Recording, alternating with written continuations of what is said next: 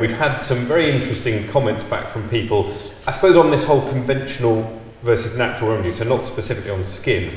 And it'd be interesting to get your viewpoints on these. So Julie has said, one of the first ones, which I think we both agree with, most modern medicines are derived from plants, so I think the use of both can be very effective if used properly. Sarah's asked about, do any of you guys use colloidal silver for poorly pet? We talked about this, and I mean, silver is an antibacterial. It's a recognised, it has antibacterial properties. It's not something I use here in the surgery. Is it something you've come across, or? Well, yeah, we do sell.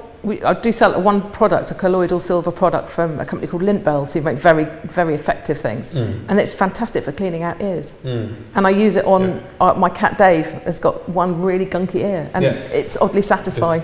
I mean, Louise has said that she uses that for a dog, and she also uses a lot of homeopathy. We're going to talk about homeopathy in a minute.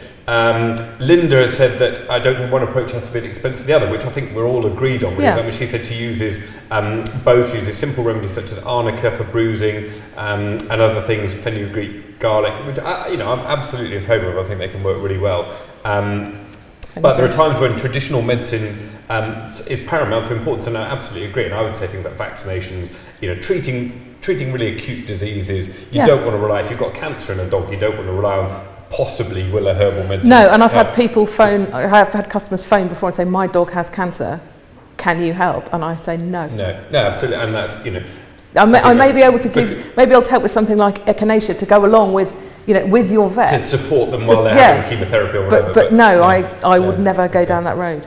The more contentious one comes from Kimberly, so hello Kimberly. And Kimberly said she uses herbal and homeopathic remedies with great success, and then she goes on to talk about the cost of normal medicines, which I suppose is a slightly different issue.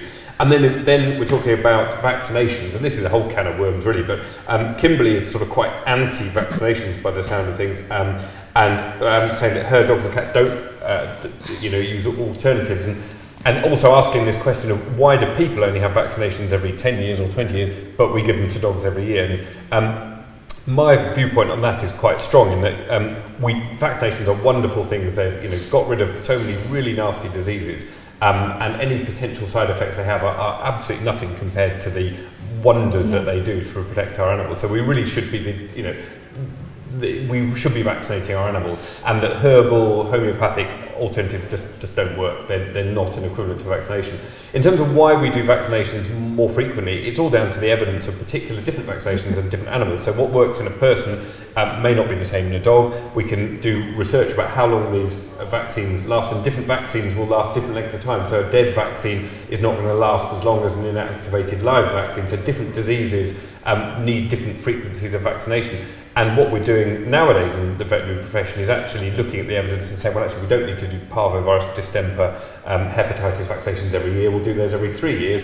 But leptospirosis only lasts we can only guarantee it for a year. It's a really serious disease. It's really important to do that every year. So I think there's a lot of good evidence for why we vaccinate the regime we do, and varying from that is not only putting your own animals at risk, but it's putting the whole population of animals at risk because of this herd immunity phenomenon where if the level of vaccination in the population drops down to a certain level, then the diseases become more prevalent. So sorry to be ranting on about that. But it's true, but also, again, it's another moderate approach. Some things work, so why not use them?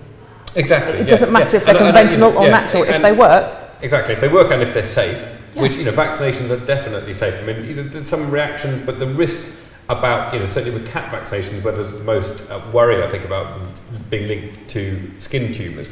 I mean, the risk is incredibly low. It's, 1 in 100,000 or whatever it might be, which is far lower than the risk of catching feline leukemia if you're an unvaccinated cat. So, you have to look at the evidence on those kind of things. And Linda has come up on the same point in saying that, again, lots of vets do not recommend yearly boosters, and she's really making that same point, really.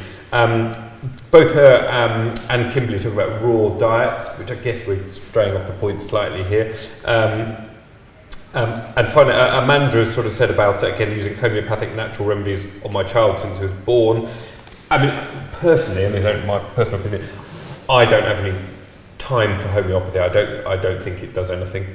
And I think I've used it occasionally myself with mixed. I think you can't really draw an opinion on whether it works for you or not is irrelevant really, because it might just be coincidental. You have to look at the evidence, and there is no scientific evidence that it's any more than a placebo effect. Or so I just think I'm driven by what the evidence is and what we know works, and I don't want to waste people's time and money using something that... No, and it's something I used to stock and something I did quite a lot of research into. And the feedback I had from my customers was, it doesn't work for us.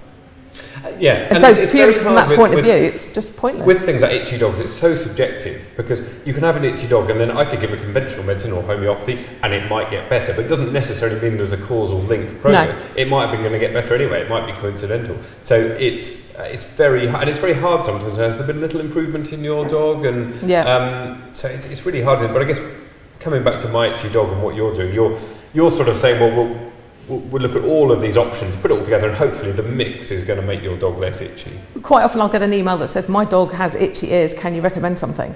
And I can't. I usually say, what's your phone number? And we have a conversation. What are you feeding your dog? Is there a reason it could be anxious at the moment? It could be all sorts of things. Has their diet changed? Is their exercise changed? What's going on? And until you've had that conversation, you really can't recommend anything. No, so you've got to really understand the pet and understand their problem. So, good. Well, we're pretty much out of time. So, thank you so much for coming in.